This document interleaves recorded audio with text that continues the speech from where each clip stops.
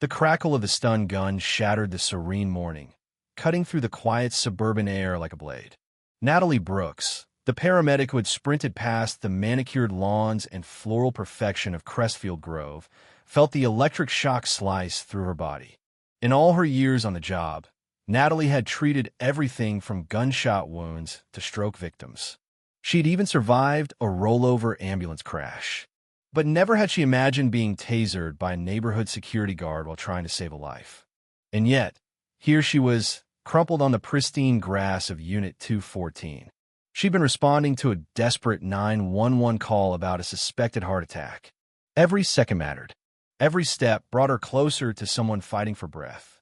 But a security officer named Chase Weller had blocked her path, holding the taser like a badge of authority, mistaking her for an intruder. Natalie had flashed her EMS badge, pointed to the ambulance idling at the curb, gestured to the unmistakable red patch on her sleeve. But Chase's face stayed rigid, locked into a rulebook written for paranoia, not emergencies. It was a cruel irony. Crestfield Grove, the picturesque, gated community known for its rose-covered fences and retiree dog walkers, had morphed into the scene of a modern tragedy. The emergency call had come from Lorraine Harris, a 79-year-old woman with a history of heart complications. Her husband, Edwin, had pleaded with dispatchers through panicked sobs. "She's not breathing. Please hurry." When Natalie and her partner Josh arrived, urgency charged the air.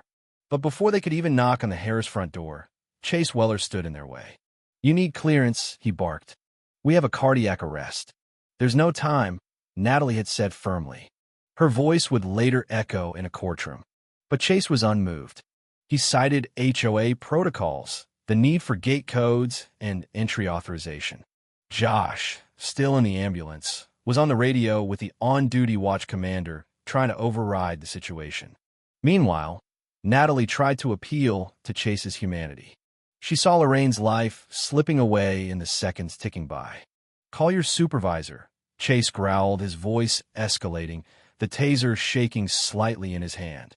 "I'm the supervisor," Natalie said, thrusting her ID forward. "Move." But before she could take another step, the jolt of electricity surged through her torso, dropping her to the grass. Her lungs convulsed, tears stung her eyes, and the world turned into static and pain. Lorraine Harris never received help. Minutes later, her heart gave out. The county medical examiner, arriving too late, could only pronounce her dead and seal her in a black body bag. News of the incident ignited Crestfield Grove. It was a community more accustomed to disputes about hedge heights than emergency responders being tasered on the job. Chase claimed he had acted to preserve safety. "There have been break-ins. I followed protocol," he said, but his words didn't match the video. A neighbor's porch camera captured the confrontation in grainy clarity. Local news replayed the footage again and again, the stun gun's pop echoing across airwaves. The HOA board of Crestfield Grove, once known for enforcing aesthetic uniformity and peace, found themselves in the eye of a national scandal. They had hired the security firm. They had implemented the rigid rules. And now, they had to face the fallout. The headline screamed one phrase again and again: wrongful death. Attorneys swarmed. After a few days of grief and silence, Edwin Harris, still numb from the funeral, stood before a row of microphones. With a voice hardened by pain, he declared that the entire Crestfield Grove HOA would be sued. Behind closed doors, the board panicked. They met inside the grand clubhouse, windows overlooking empty tennis courts and deserted shuffleboard lanes. The atmosphere was tense. Some members feared for their savings. Others blamed Chase Weller. Everyone pointed fingers, but no one had answers. Meanwhile, Natalie Brooks sat in a hospital sling, quietly filling out paperwork to file criminal charges. Her shoulder burned. Her confidence was shattered, and her belief in the sanctity of her work was now clouded by fear. The veneer of Crestfield Grove faded. Neighbors spoke in hushed tones near mailboxes. Could it have been prevented? Was the whispered mantra. Chase Weller was placed on administrative leave, confined to his home while local police deliberated on charges. Reporters camped outside the gates. The board scrambled to spin the narrative. They released statements distancing themselves from Weller, a rogue officer acting beyond protocol. But the lawsuit, filed by Edwin Harris with the help of civil rights attorney Monica Reyes, said otherwise. It named every board member, blaming them for fostering a culture that prized procedure over people. The roots of that culture were exposed in depositions. The HOA had reacted to minor vandalism years earlier by replacing volunteer watchmen with militarized security. They installed cameras, gates, and men with stun guns. And that fortress they built? It had kept out an ambulance. Board President Jonathan Marks, a meticulous man haunted by a mugging in his youth, had led the security overhaul. He now fielded angry calls from residents.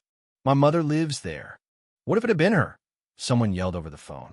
"We're investigating," Jonathan replied hollowly. But no investigation could unring the bell. Natalie, meanwhile, returned to physical therapy, trying to heal both her arm and her shaken spirit. Her partner Josh struggled with guilt. He'd been on the phone while Natalie was hit. "We should have just pushed through," he told her. But they both knew they would have been fired, or worse. They visited Edwin Harris together. The elderly man greeted them with trembling hands. His sorrow was immeasurable, but it had been reforged into purpose. "Lorraine always said we gave too much power to that damn board," he said through tears. Soon, residents began whispering about rebellion. A petition circulated, calling for the resignation of the entire board. The HOA was fracturing. Protests formed at the gate. Homemade signs appeared. "Justice for Lorraine. Paramedics before protocol." Then came the revelation that ignited a firestorm. The security company wasn't even licensed to use tasers. The county confirmed it. The HOA had unknowingly armed untrained guards. Panic exploded within the board. Jonathan Marks tried to mediate, suggesting they speak directly with Edwin to settle quietly. He drove to Edwin's modest house, stepping through leaves that hadn't been raked since Lorraine passed. "I came to talk," Jonathan said. "You're too late," Edwin replied. Still, he let him in. They sat in the living room, Lorraine's photos smiling down on them. "We're willing to offer a settlement. An apology. My wife died because you trained a man to stop heroes," Edwin said coldly. "You want a real resolution? Disband your board. Fire your security. Let common sense back in." Jonathan hesitated. He knew the others would never agree. "Then I'll see you in court," Edwin said. And he did. In court, Natalie testified, her voice clear. Josh followed. Then came Chase Weller, visibly nervous, now a symbol of everything wrong. "I was following orders," he said.